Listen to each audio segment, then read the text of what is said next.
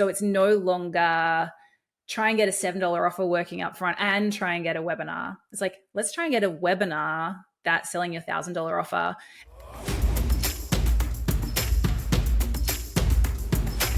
Welcome to episode 85. Now, part of this show, The Hustle Rebellion, is obviously about how you grow in smarter ways so you can remove some of that stress and overwhelm that you constantly have when you're growing a business. And a big part of that is looking at automations. Specifically, funnels can be very, very helpful. This is a really fun conversation because my guest, Kate McKibbin, she's the founder, and she also says she's the head nerd of HelloFunnels.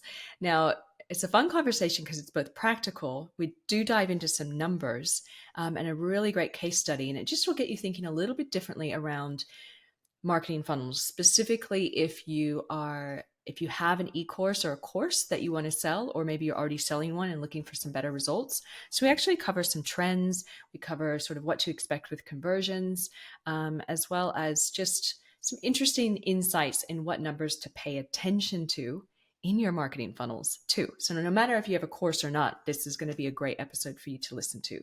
So Kate is an award-winning serial entrepreneur. You'll hear how she sort of has had a few businesses over the years. And she says super nerd and founder of HelloFunnels. She loves to help primarily people that are out there creating courses to market them through her amazing funnels that she and her team built. And we're going to have a fun conversation. So guys, get ready because you're going to learn, I guarantee, a few new things around marketing funnels. And let's welcome Kate onto the show. So happy that you're here because there's multi-facets to this conversation and where I want to take it. Now, of course, you're going to talk about your business and give some amazing tips and ideas around what you do with funnels, but also a little backstory around how you got there. So we'll get into that soon, definitely. But as always, I love to start with some really great little tips. So think about the times in your business, multiple businesses, because I know you've kind of shut things down and started things over the years. Yeah. When you're in a time of high growth, high stress, what do you personally do to manage those moments to stay a little bit more grounded and a little bit more sane? I try, and there's two things that I try and do. One is I'm very structured in my week because I'm not actually a person that likes structure, like if that makes any sense. So I actually hate having lots of things in my calendar. So I try and make sure that's all in one day. So I have like one day a week where I do like all my meetings and all my client calls, and I just like rip off the Band-Aid, get it done. But then I feel like then it gives you just this space in the rest of the week to be like, okay, well, this is my creative time, or this is where I'm working on big projects, and you can do it fairly uninterrupted. And I find that I know that seems to work for me. And then I have a very unofficial like project management system, which drives my team a bit mad, but I call it like the one post-it note a week system. And that is basically like, what is my top priority for this week? And I don't know if you can see it behind me. You probably can't, but I have like anyway, I have a calendar on the wall there that's just like, and I have one post-it note literally on each week. It's like, that's the thing I have to do. And if I get that thing done, we're on track. Like and obviously there's other little things that come up, but I'm like, that's my one focus. And, you know, it's all in like a proper project management software somewhere, but I just need to go analog. And then I need to to be able to go, okay, I've done that. And I take it down. And for me, that just feels, I don't know, it just makes it feel really simple and not super overwhelming. And that's been really useful. Is that a tip that is like a task for your business? Does client work ever creep into that particular post-it note, or is it just business stuff for your business? It's just the business, like the growth side of the bigger projects, like if we're creating a new program or we're doing big website updates or something like that. So that's my one big task. And then like the smaller tasks always, they get done as well. But I'm like, that's the thing I do first, the big thing. And then I kind of fit everything else in around it. Really, really smart structuring your time like that. I am a little analog as well. I have obviously all the tools and the project plans, but I literally have a board that's up. I'm like looking at it over here now, and it has cute little magnets, and I have like a core focus that's just magnet onto the board so I can stare up at it. Yeah. Like it's like you can have all the tools in the world that is like automated and whatever for your project. I'm like, I want it on a piece of paper and I want it right in front of me. So true.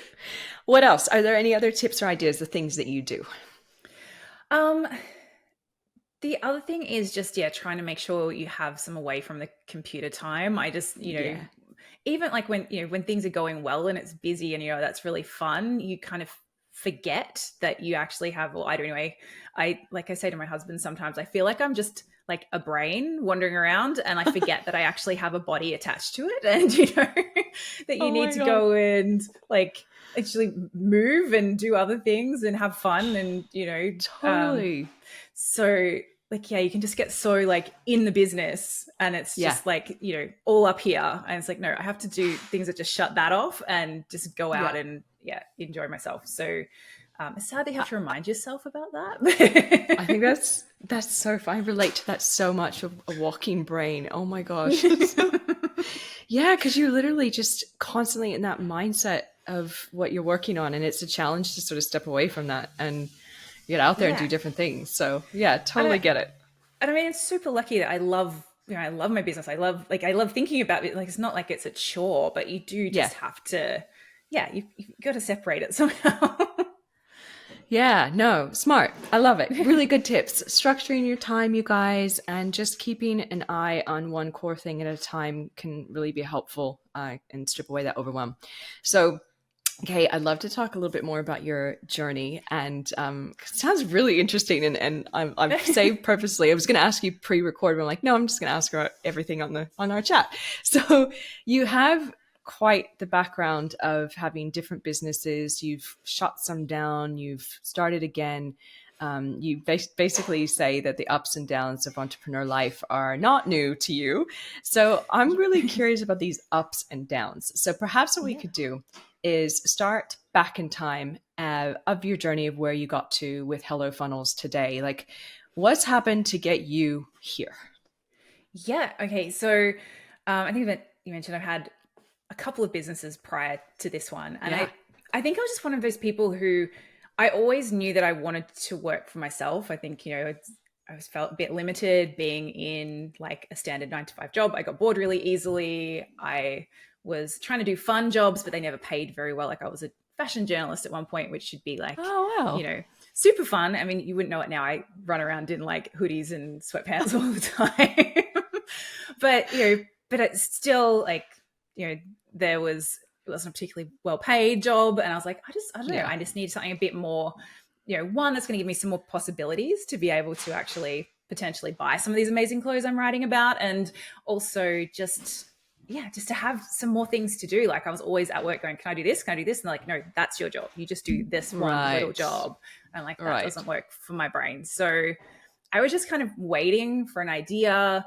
I had the sort of the first idea that kind of felt like a real light bulb moment for me was I was working on, and this is going to age me a lot, but I was working on like the first website for the magazine that I worked. Like they didn't have a Yes. website yet, so Oh my I God. was helping them get their website online. And at the same time, online stores in like America and things were starting to ship to Australia. So online shopping was starting to become a thing. So it's like 2006, 2007. Yep. And I was like, well, so much of the magazine is dedicated obviously to things you can buy in stores. And I said, what if the website was just things you could buy online and, we could just feature the stuff that actually delivered to Australia because it was kind of getting harder to find those things. Yeah. And like the sort of paraphrase feedback from my boss at the time was like, oh, this online shopping thing, people aren't, it's not gonna be a thing. It won't take Yeah, off. Let's not right. focus on that. Oh my gosh. Yep. So I was like, well, I kind of feel like it's something here. And do you mind if I go and do it? And they're like, no, knock yourself out. And so I did that. It took off really quickly and it became, I sort of set it up in the model that I knew, which was magazine publishing. So, relying on ads as the main source of revenue. And you had to create a lot of content. And this was like back before you even could schedule things onto Instagram or social, or so there wasn't even Instagram, but Facebook, like you couldn't schedule things. So it was literally like a ding would pop up on my calendar and I was like, post to Facebook. And just Post like, now. post now kind of thing.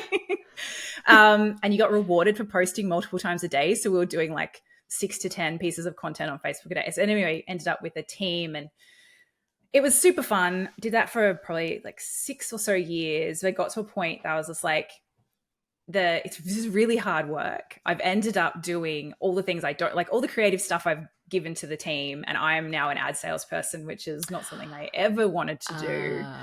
Okay. And there was such a, like, as soon as anything happens in the economy, again, around that time there's quite a few fluctuations over that period, similar to kind of what we're seeing now. But first thing people pull is their ads budget. So I'm like, we have no other way of making revenue. And don't it pull was your just, marketing. yeah. It's always like a terrible knee-jerk reaction that happens. But I was just like, I kind of found myself in this place where I was working super hard. It was really stressful. I didn't love it anymore. But I was like, what else do I do?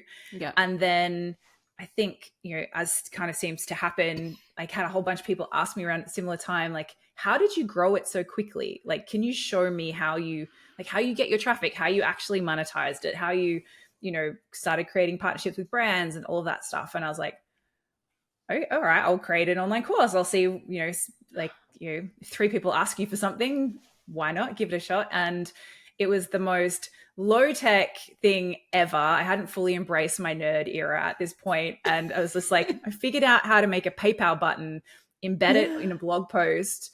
And then I had to manually be getting people's email addresses out of PayPal to send them the manual details of like the folder to go and like, it was so low tech. It was crazy. But I love that's where you kind of started, was the course into this next phase. Yeah. So then, sorry, this has become a very long story. I was trying to speed it up. Great. No, it's really time. it's making sense though, why you're doing what you're doing. Yeah. So you got the course up and going. Then what happens? So then I did that for a few years, and it was amazing because I have so much more control over your revenue, to be not just reliant on like other people, to be able to actually have different strategies. Like, I just enjoyed that so much more. However, I didn't love the topic that I was teaching because I'd sort of fallen out of love already with, by this point it was called blogging. I'd always thought of it more as publishing, but and now I was like having to get up and get people excited about it, and I wasn't excited about it anymore. So there was just started to be that disconnect, and the stuff that I was really loving was the nerding out behind the scenes. And at this point we were very deep into funnels and automations and trying webinars, and I've been playing with all of this stuff now for several years. And that was the bit that I loved, and that was the bit that like my girlfriends who I'd met through like masterminds and things, they'll be like, ask Kate. Kate will help you fix this thing, or Kate will help you to set this up. And I remember speaking with a coach at the time, just being frustrated. I'm like, I don't know what else I would do. And they're like, well, what if it didn't matter? Like, what do you like helping people the most with? I'm like, funnels, but everybody can't just do funnels. And they're like, why can't you just do funnels? And I was like, oh yeah, why can't I? So that became sort of business number 3, which was terribly timed because I just shut everything down. I was like, very used to the shutting it down, didn't have any real responsibilities at that time. And then shut it all down, and then very quickly found out that I was pregnant. I was like, oh, okay, must get this up and running faster than I was originally intending. So nothing like a solid deadline to a really solid one. Really, yes. And it's been, that was, he's 4. So that was probably like, for nearly 5 years ago. And I've been loving it ever since. And that's what you're doing. So this is what you've been doing for the last 4 or 5 years, is HelloFunnels, yeah? Yeah. Excellent. Oh, and now like that sort of evolution of who you are and where you came from, it makes perfect sense as to why you're so good at what you do. So I think the backstory was important. It's like it's one of those things, like you can see how the dots connect when you look backwards, but looking forwards, totally. If someone said you would end up doing this, I'd be like, what do you mean? Yeah. And now funnels are everything and like everywhere, but good ones are hard to find. So yes. Yeah. It's an interesting, so I think what we should do now is talk a little bit about what you do, because there are a lot of platforms out there to build funnels and marketing processes. And I guess let's start with that. Do you have tools that you prefer? Do you work with anything? Like how do you start with somebody?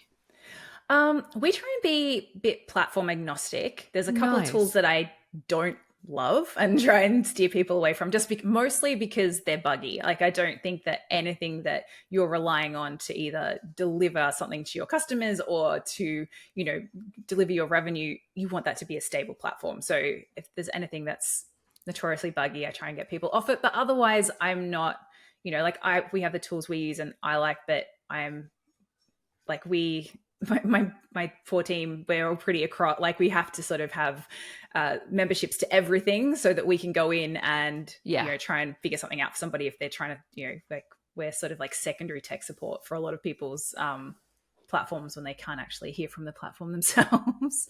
I'd get that. And the questions to ask as well. Are you happy to share which ones you think are not great versus the ones you prefer? I mean, I'll share the ones I prefer because I Let's don't do ever, that. and platforms are always being updated and changed. And, I don't want someone to listen to this in 3 years' time and go, oh, no, this is terrible. And Yeah, they've totally very, fixed it. very valid point. Yeah. But, I mean, my favorite email software is ActiveCampaign. Yes. Second favorite is ConvertKit. And I think Yes. for the difference between the two is like either it's like it's like an Android iPhone kind of thing. Like people either love one or the other, and it's, and that's fine. They're both great. It just seems to be like this works for my brain or this works for my brain. So I don't have a preference between those two, but I'm an active campaign person. Yeah, I know that one too. It's good. Yeah. And then as far as the like where courses are hosted and things like that, I'm actually at the moment quite liking, like it used to be very much you wanted like the prettiest and all the fancy things for your actual program delivery. And I think over time we've kind of come to realize that actually it just needs to be clean and easy to use and simple. And actually, if you're going to be weighing up one over the other, I would rather have a really high functioning checkout system. So something like even like a Sam cart where you've got then can use their thing built in the back end, or Thrive cart similar. Because it then, it all talks to each other nicely. You don't need zaps. You don't have to worry about things not communicating well, but you can have the bit that I think matters, which is, stuff you can test with your conversions and all that kind of stuff on the front end. So I think if you have good email software, good checkout / courseware, and then, wherever you want to host if you're a WordPress person or a Squarespace or a Showit, like they're all kind of these days all pretty good. So that's my perfect. Kind of my stack. Yeah. Good. I had to start there because it obviously might go over some people's heads, but I think a lot of people that listen to this will be like, "Ooh, interesting. Okay, tell me more." So now we want to know with some of these different platforms that you do, what do you specialize in as far as the type of client work that you guys do? Yeah, so we help course creators to set up their automated sales and marketing systems. And sort of what I really like to do is go beyond like that one-off funnel piece and actually set up something that's more of an ecosystem. So something that, and this isn't something that gets done in a weekend. This is something that, deliberately kind of gets done one piece, it runs for a while, the next piece, but it's sort of designed so that one that's done properly, like your marketing should be able to be semi-automated, your sales, and your conversions should be mostly automated, and they should all sort of work together really nicely. And then your live anything, like they can support those as well. And that kind of becomes the icing on the cake. Like I always sort of talk about how like your funnel should be, that should hit we have a thing called the financial freedom checkpoint. So that's basically whatever it costs to run your business, to pay yourself, your bills, everything. It like in an ideal world, your funnel would cover that plus about 20% every month. And that's kind of like getting like almost like a paycheck from your funnel. So then, every month, like I'm good. Doesn't matter if it's I get sick or, kids are sick or we go on holidays, everything is covered. And then I feel like clients then are they're able to show up very differently in their business when they're not coming from this place of survival mode. And also then you're able to sort of deal with things like launches and stuff, which are a very stressful thing. And, even though we love funnels, we don't hate launches.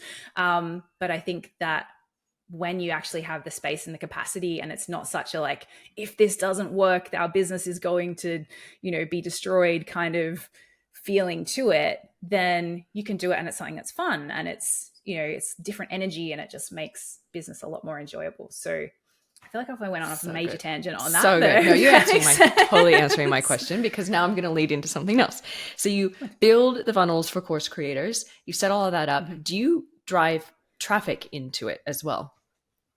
Well, so we teach them how to do it. So we're very much a done with you. Excellent. We don't done Cool. for you. Okay. So we show them, like, we have like mentorship programs where we help them to map this out. We give them the templates. We show them how to do it, but it's more, we can guide their teams and that kind of thing. We don't do traffic driving, but we do share our traffic driving strategies. Yeah. And yeah, again, sort of like, so it's another one that I really believe in, is that it makes a really big difference to your business, to your stress levels as well, when your marketing can pay for itself. So that's sort of like, we always like to get your sort of like engine set up in the first place. So you've got something that's converting well, that, X number of people come through here, you'll make roughly X number of sales.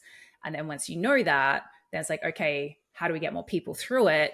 And how do we do it in a way that's actually profitable and not a big, just let's go donate money to Facebook and hope something happens, like, something that sort of, feels a bit more manageable as well. So yeah, I like the here Mark Zuckerberg, have $1 and he gives me one back. I like that exchange. Like, that works well for me. And so totally. we try and help our clients to set that up as well. I like that that there's a bit of empowerment in that as well, because you're giving them this incredible platform and system that they can scale and put traffic into, and then the knowledge behind how does it work behind the scenes, and so that's a nice little system, I think. And because I always like to think, as a business owner, you should have a certain level of education in each area in your business. So it makes sense. And you hear so many stories of people, and it makes it like people are like, they're the experts in whatever it is that they are doing or teaching. Like, they might be a health expert or something like that. Like, you can't expect someone to also be a marketing expert. But I think it can be a bit dangerous. And when people go, oh, okay, well then I'm just going to completely outsource this because I don't understand it. Yeah. And so this person seems expensive, but therefore they must be good. I'm going to give them all this money. And then they don't, because they don't know what they don't know. They can't tell if that was the right decision. They also can't tell if what the results they got back were good results. And I think it just ends up being like, quite often people feel very disappointed, even if sometimes they actually got a good service, they just didn't know. Like, so I think they don't even know what to look for. Or I kind of always think of it like finances in business, right? So if you were to just sort of hand everything over to a bookkeeper and an accountant, and you never really understand the financial flow of what to even look at, like you still need to understand it, and you can still give it to people as well, or train people up.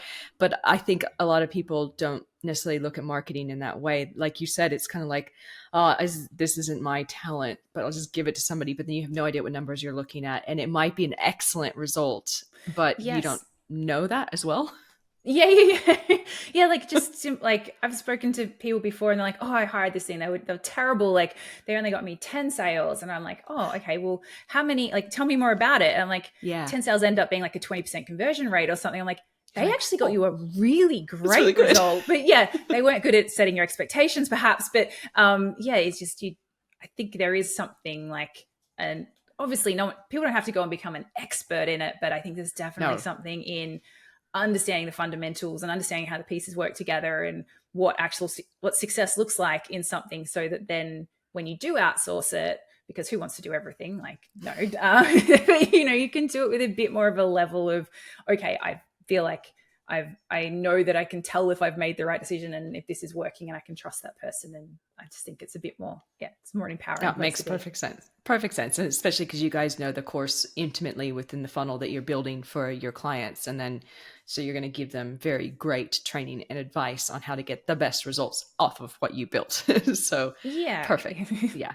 Makes good sense. Are you happy to share a case study just so we can understand how you work with somebody? I'm happy for you to shout out their name or not, or it's up to you. But like, give me a story of somebody that has come to you and what's happened as a result of working with you before and after.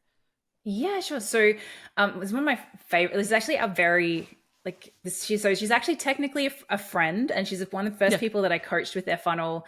And it kind of inspired, like the process I took her through then became the process that I started working with other people with. And I love this story because it's now been over 5 years, and the funnel that we set up together, she still has running and has made like multiple millions of dollars.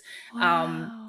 And so like, it just kind of shows you that if you kind of can set the piece up in the right way in the first place, that it can be something that lasts a long time, which I Yeah. think so much marketing is just sort of like, it's just for this month, or it's just this algorithm changes and it doesn't work anymore. But anyway, so yeah, a friend of mine, Vesna, she's a naturopath. When I first started helping her, she was trying to sell a program that was like with a lot of one-on-one. So it was like a higher ticket. I think she'd been told that she needed to do a higher ticket. She was trying to sell via sales call. The package was like 10 one-on-ones or something like that. But she was really burnt out. Like she was maxed with her, like she was kind of at that, that kind of point where it's like, I know I need to make more money. I haven't got any time necessarily for more clients or to be doing this thing to figure out how to make more. So she was in that bit of like a bit stuck. Yeah. And the first sort of conversation that I sort of had is like, okay, what are you sort of wanting to get out of this? Is like, I need another revenue stream. I need more space. I need more time.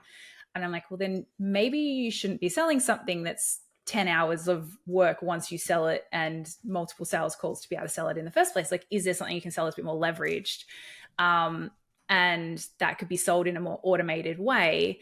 And she had a program that she'd created and just had never, like she'd run it once, had 3 people through it, went, oh, this didn't work because not enough people went through it. And then, put it to the side. And so we kind of looked at that and like, okay, well, pricing wise, this would be a great fit for a webinar, like a webinar funnel. Again, she kind of had all those stories, all that resistance. She's like, oh, webinars don't work for me. I'm no good at webinars. People have to talk to me for me to convert them. Like all of these stories I know so many people have. And so she started doing a webinar a week. Like that was like the process. She started with doing a live webinar a week, and just like she's, I have to give her all the credit here because she was committed to that. And that's, that's quite a lot to do. Yeah. It is a big commitment. And after each one, she went through it. She saw where people were dropping off. She looked at the questions and she tweaked it. And she did that for like, I think over a month, just to really refine that webinar. So it went from being the first webinar, people were like, oh, this is great. It's amazing. Thank you so much. And they didn't buy anything, to the last one she did, like it was converting like, I think about like 15% or something of people on the webinar, which is great numbers. And then her problem was, she's like, well, okay, this is good. Like, I know I can now make sales every week, but I'm really sick of saying the same thing over and over again. And I feel like I'm not doing it as well now each time because it's not fresh for me anymore. She goes, but I don't believe that if this is automated, it will work. I think people still have to speak to me live. So we did a hybrid where basically she had the middle bit recorded. She got on, did a live intro, then switched to the slides, which was all the recorded portion, and then came back live at the end to answer questions. She did that for a few weeks. It still converted really well.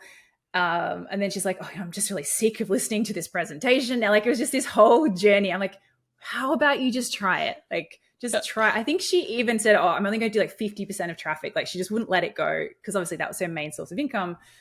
And like, just try some traffic to an automated version. Like, let's just see what happens.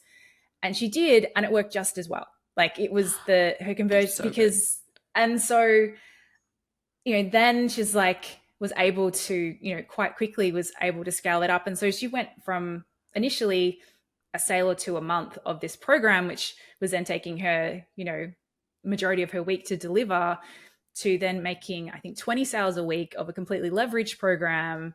And she's like since, scaled that from there. But, and she's had thousands of people through it now, 5 years later. So it's just sort of, I loved it because it was just like at every point, there was like resistance. It's like, no, I'm no good at it. I can't do this.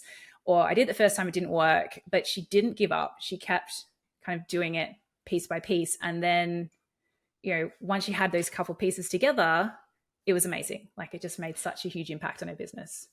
That's why I like what you said as well. Like you were saying, just keep going and tweaking little things over time, because so many people are like, oh, it just didn't work. Like, what she'd said as well. And it, I mean, you probably know this more than me, but like how many times does a funnel first when it's built it's perfect and it's delivering exactly what you want? Yeah.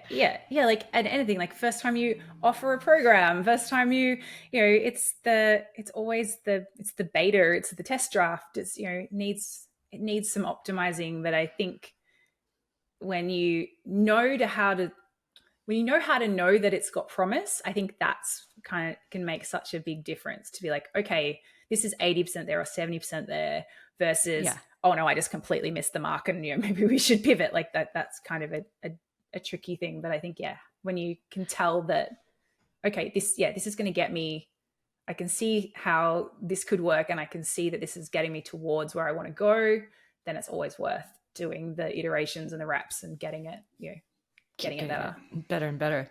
Yeah.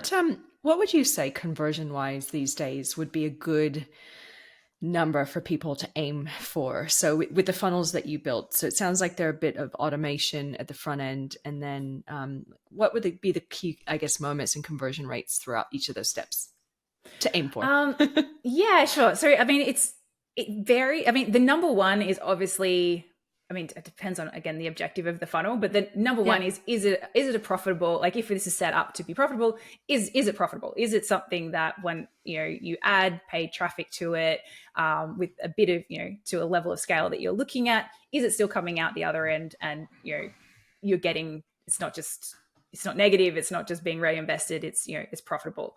Obviously that's like goal number one. Cause I think, quite often people can get too, stuck in the like, oh, this is supposed to be 2%, but it's only 1.8%. So maybe I'll just stay here. And you're like, actually you're getting 10x profit. Don't worry. Like leave that. That's There you fine. go. Yes. So that's like always like check number one. Yeah. But then like, as far as like breaking down like some of the more key pieces, if it was a funnel that was designed to be self-funded, for example, you'd want to see that you were getting that within the first 7 to 10 days, usually that you're getting that revenue through. So whatever that you spent on ads, that you're getting that back within 7 to 10 days. It depends on what kind of mechanisms you're using in it. So like there's lots of like, the good old, the funnel should convert at 2%. I think that's still fairly, for that 7 to 10 days, if you've got it set up right, I think 2% is a good benchmark. Definitely you can do better than that. And if you're at 1.9 or something, I wouldn't stress, it's close enough. But, anything that's too far below that, unless you've got crazy cheap traffic. So this is why I always come back to it depends on the, on the overall profitability, because we've seen, like I've had clients who have, their overall funnels only converting at like 0.5%, which shouldn't be profitable, but their traffic is so cheap.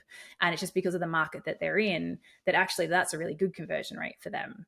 So, and then other ones convert at a really high percentage, but they cost them, like $25, $30 to get a lead. So they have to have that higher rate. So yeah, unfortunately I can't give a cookie cutter one on that. No, but, it's the right answer. It's the right answer because it shows to me, it says that you know what you're doing.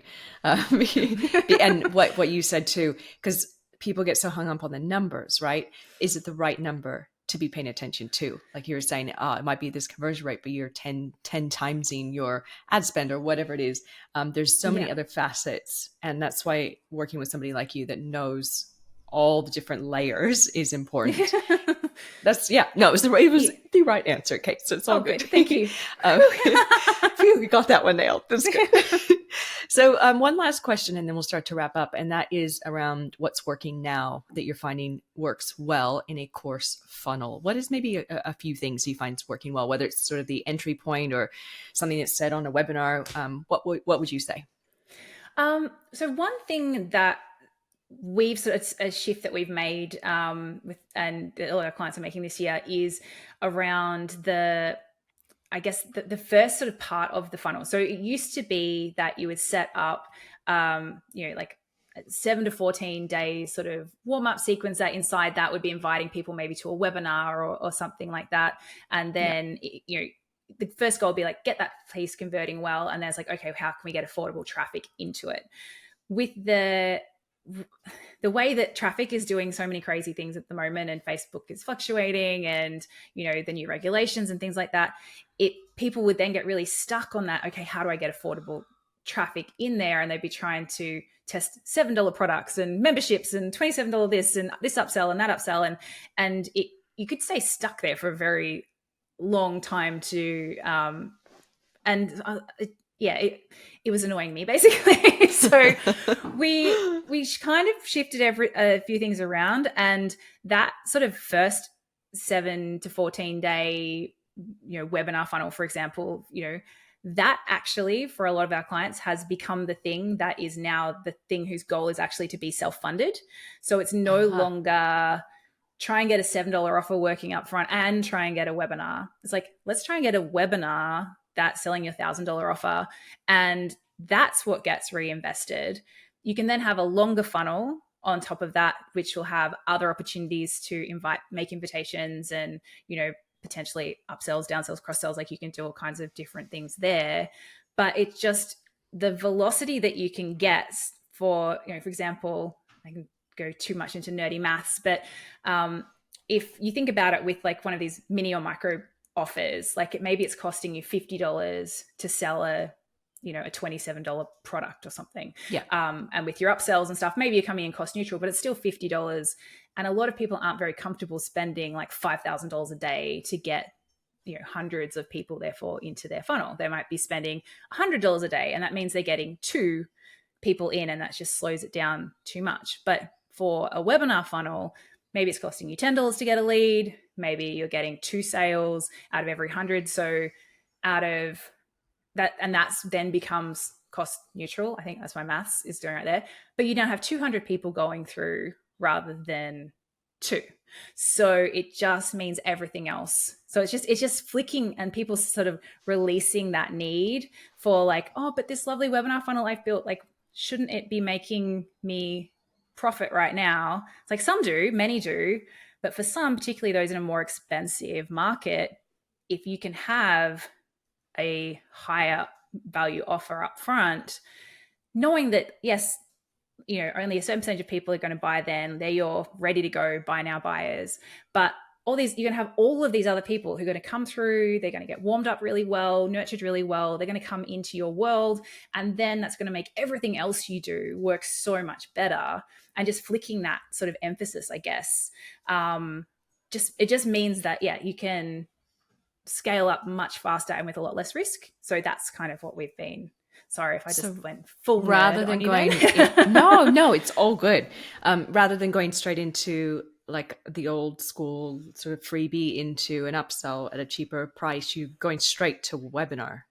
Not for everybody, obviously, but for the people who can sell to cold traffic for their sort of more DIY style signature offers, like the $500 to $1,000 kind of offers, going straight to webinar with cold traffic, and just releasing the expectation that you're going to get any more than a break-even ROI on it, but that's actually okay, because it's still paying for your traffic and allowing you to get a lot more traffic into everything else. And to me, that also means that if they're attending the webinars, they're way more highly qualified, because there's more time investment straight off the front end, right? So they probably are more keen to hear what you have to say after that, and would eventually convert probably quicker than if you did like a lead magnet at the start, maybe. Yeah, exactly. Like someone who's willing to invest time is definitely someone who's further along in that sort of buying journey than someone who's just like collecting PDFs to look at later. Yeah, which might not ever go anywhere. So it makes a lot of sense, and it's a really good tip. And again, what I'm hearing in this conversation is that numbers aren't always what they seem, and that there's going to be better questions that you can ask in everything that you do if you're thinking about funnels, whether you're supposed to be looking at the conversion or the profit, and then also not getting hung up in, oh, this is what other people are saying to do, and maybe flipping things around and going back to front can be really valuable and much needed for people right now if they're getting kind of like jaded with what they're trying. Yeah. I mean, it's still, a lot of the stuff that's working for people well is still sort of like that tried and true stuff, but it's just being done in a slightly different way. Yeah. Like you don't need to throw out every strategy that's ever worked for you. It's just like thinking like, okay, how can we make it work better for right now? And I'm So sure smart. it will continue to change. But that's business. That's why we signed up for a life that was slightly more interesting. Sometimes we might go, oh, 9 to 5 sounds nice right now, but I think we'd all be very bored. Yeah, I think I would agree if that's what you're wired for is doing something as crazy as us. So Yeah. oh my gosh. So we already know that you work with course creators and you build funnels. Are there any specific industries that you prefer to work in? Um, I don't know if it's prefer. I think we tend to, and I don't know if it's just one of those self-fulfilling prophecies because we've got a lot Yeah. of testimonials from people in certain industries, so we get more of those. But we tend to get lots of people in the health and wellness spaces, so like Perfect. naturopaths, fertility experts, things like that, and then also lots of people who are in like the business marketing space as well. So um, and that's kind of real. I mean, the business market space is always fun for me because I'm like, I know this one intimately, like, this and that, but I'm learning a lot about all kinds of modalities of natural health and all kinds of things as well, through our lovely health clients. So that's also really interesting. Really good to know. We have a lot of listeners on both sides of the equation, but loads of people in the health and wellness space. So they might be listening to this going, okay, I'm loving the story that you told about trying to do the 10-hour sessions and all that. And yeah, you guys, if you're listening to this, then that's you. And you're like, yeah, I'm trying to grow and scale, but I'm at capacity and I'm exhausted. Then maybe a conversation with Kate is exactly what you need. And how do they find you? How do they reach out to you? So we're HelloFunnels, so hellofunnels.co or at HelloFunnels on Instagram, and you can DM us if you've got any questions, and either myself or my team, we're in the inbox all day. So we're there to answer any questions. Yeah, it's always lovely Excellent. to hear from people. Yeah. And I think you gave me a little freebie to share with the listeners as well, didn't you? What was that you gave Yeah, us? so it's our 7-figure scaling checklist, and it's a checklist of all the steps to go through, literally from zero. So most of your readers will probably skip the first page or so, but that's sort of everything that kind of needs to be done in roughly the order that we sort of see it work best to get from that sort of starting place of creating your first program and growing your first Yeah. audience through to actually scaling it up to something that's really sustainable and stable and, has potential to scale up to 7 figures. So yes, we've got that for you guys. Do you want me to give the link or Yes, shout out for yes? the link, and you guys will have it in the show notes too. But do please shout it out for people that are listening in their earbuds right now, and they're like, "Wait, stop! What was it again?" Yeah. say what it is. So it's my.hellofunnels.co/checklist. Um, There you go. my.hellofunnels.co/checklist. Guys, it sounds like a really valuable piece of content. So I'd go check that out, especially if you're thinking about, doing a course, or maybe even you've created one and you have no idea where to take it next, or you've not gotten great results. Kate, your girl, reach out to her. And Kate, as we start to wrap up, are there any last comments or ideas just from our conversation together, for business owners that are in that space of growth and are just a little overwhelmed, maybe just looking for a little extra inspiration from this conversation? um, I think the thing that I would love to say is that I know a lot of people when they hear talking about like funnels and automations and things like that, and they Yeah. think that's like a